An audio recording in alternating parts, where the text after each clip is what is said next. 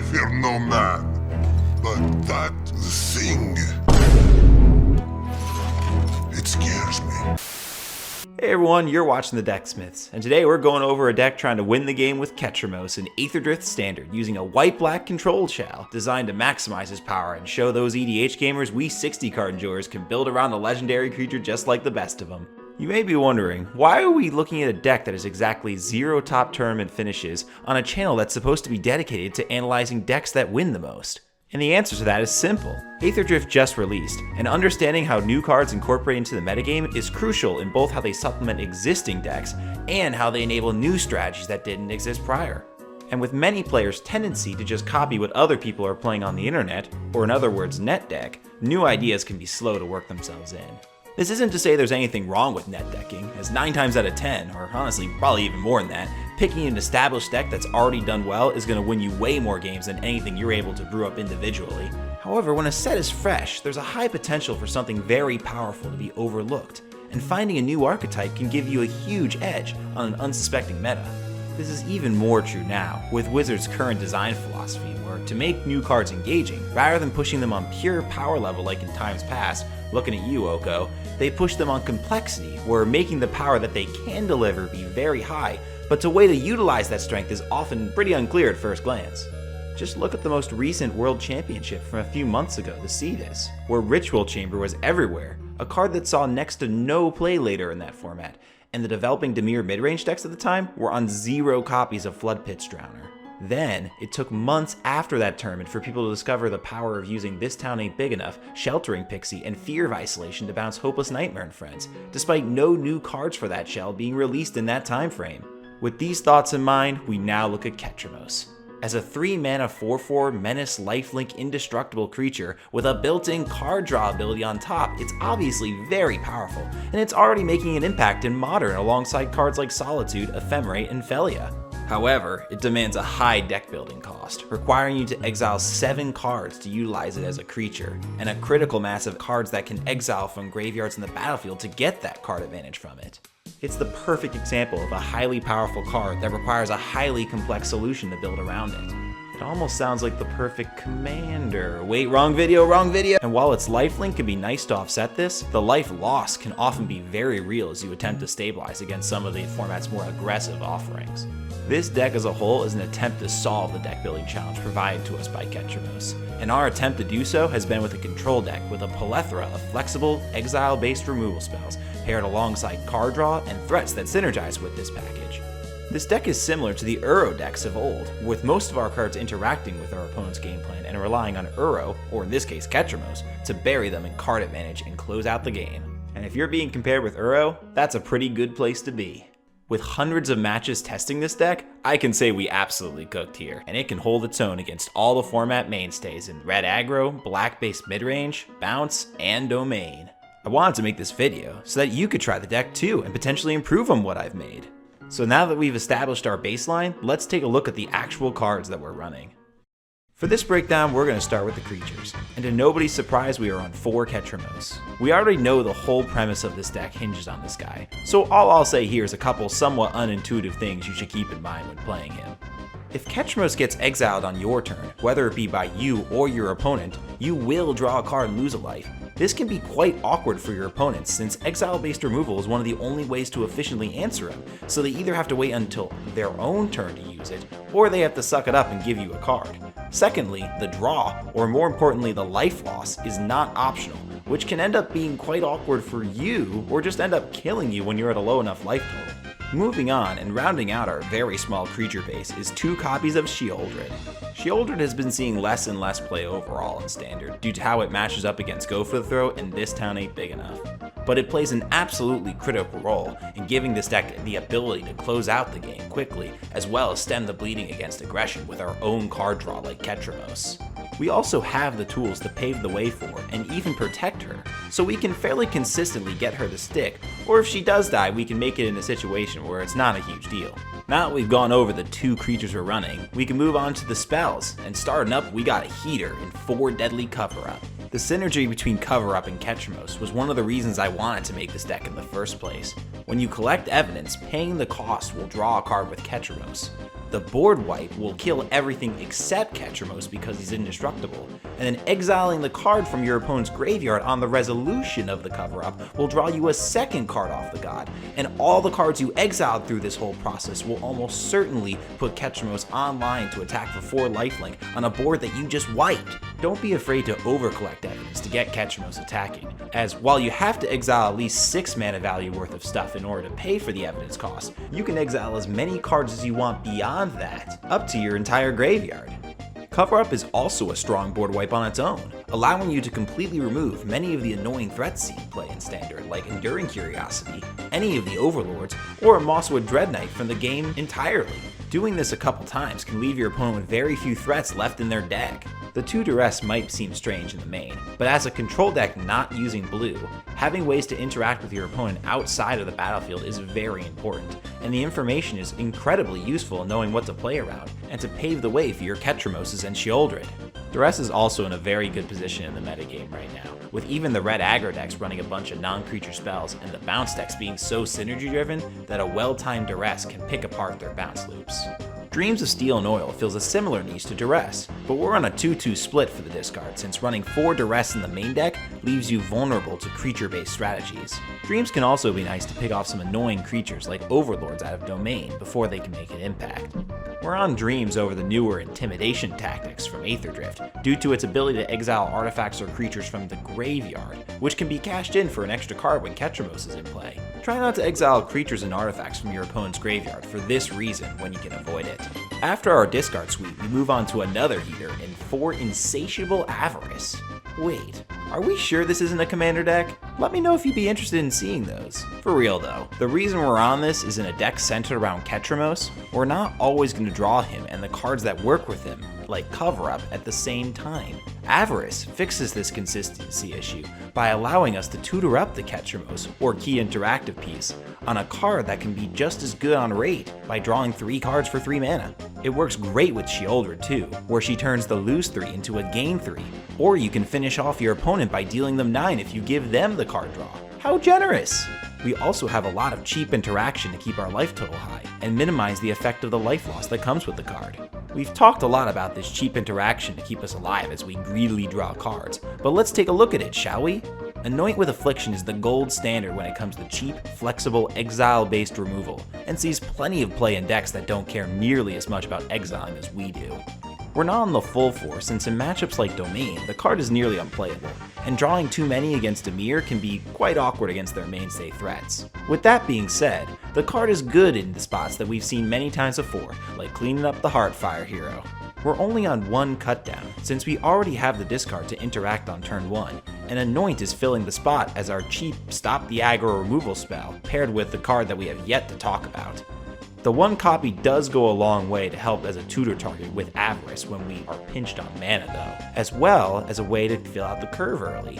Even though it doesn't exile, I still like it over a card like Elspeth's Smite, because our mana is heavily skewed towards black, and it is still the best removal spell in terms of mana efficiency.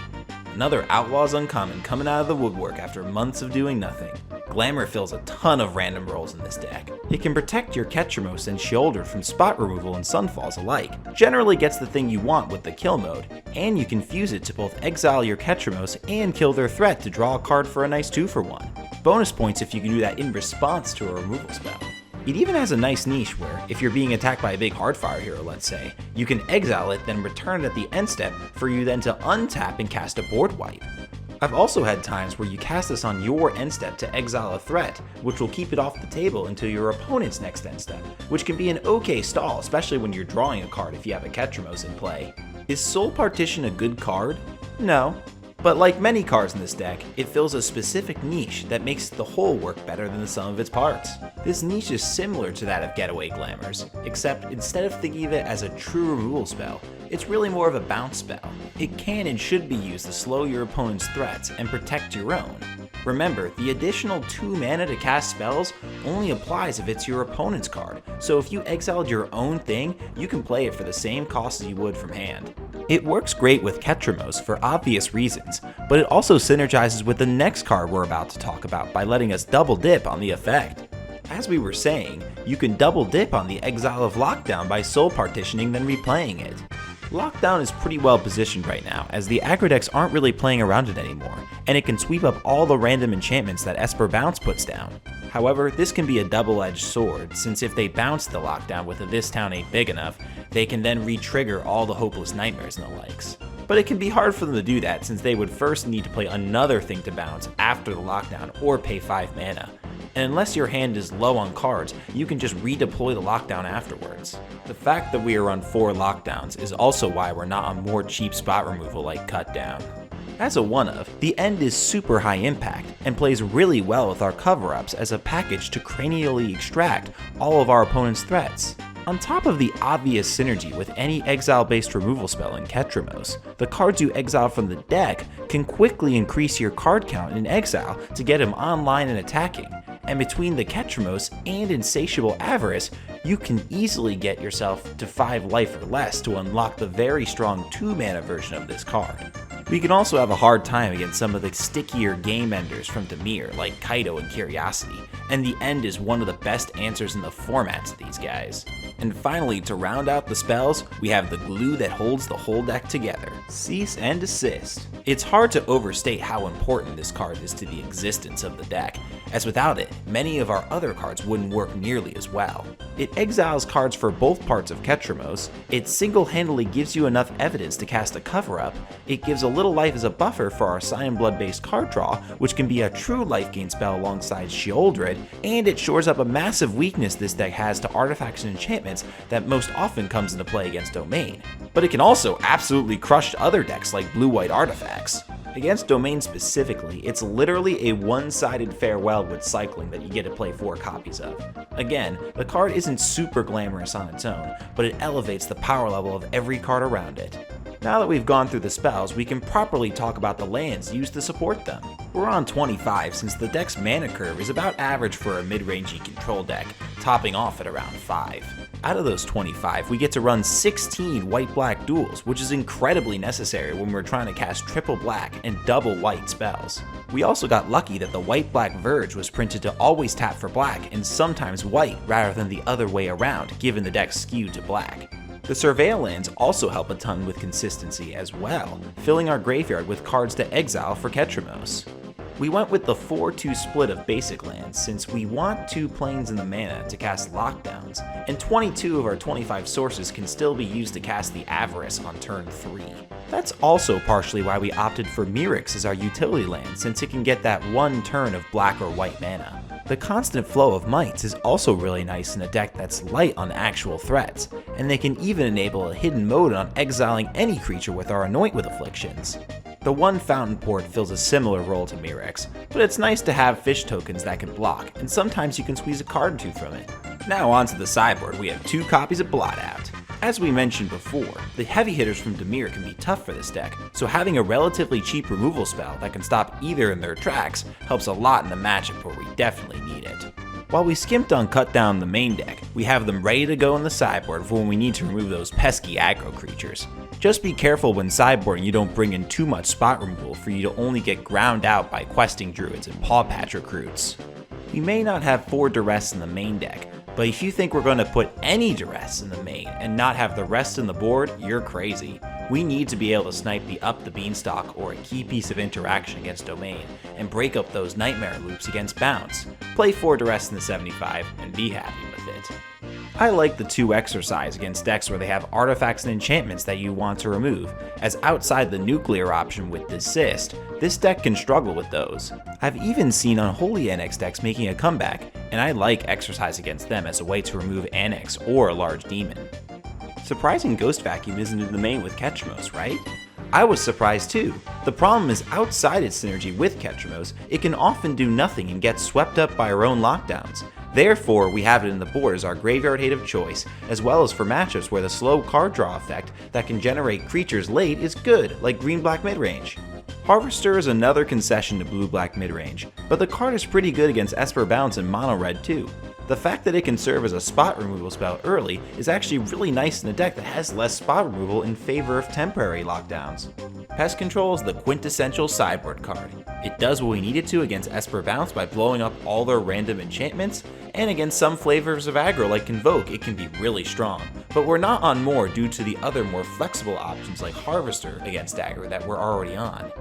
The one of Shepherd is also very good against Dimir, and on the play against Red as it can snipe the occasional Heartfire hero or Paw Patch recruit. Much like Pest Control, we are not on Moor simply due to the plethora of options we have to combat aggro. At the end of the card breakdown we have, well, the end. There are a few decks in the format where removing all the copies of a thing are really nice, like Dimir or Domain, and we have the second end to do just that. Normally this comes in when the flexibility of what the removal needs to hit is more important than the amount of mana we need to pay for it.